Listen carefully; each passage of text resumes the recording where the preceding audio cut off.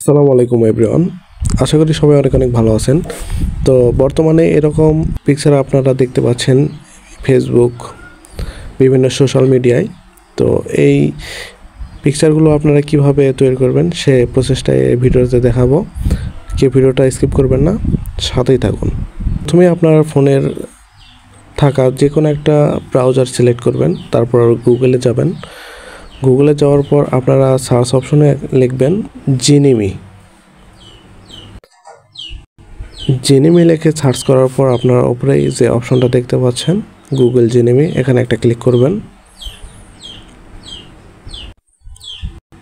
এখানে প্রবেশ করার পর আপনারা উপরে দেখতে পাচ্ছেন জিনিমি লেখা, আর এখানে প্লাস লেখা দেখতে পাচ্ছেন 2.5 প্লাস। এখানে একটা ক্লিক করে আপনারা 2.5 প্লাসটা সিলেক্ট করে নেবেন, প্রোটা সিলেক্ট করবেন না। তো প্লাসটা সিলেক্ট করার পর নিচের দিকে যে প্লাস আইকনটা দেখতে পাচ্ছেন এখানে ক্লিক করে আপনারা গ্যালারি থেকে আপনাদের মন মতো যে পিকচারটা দিবেন, দিয়ে ছবিটা বানাবেন, সে ছবিটা এখানে সিলেক্ট করে নেবেন।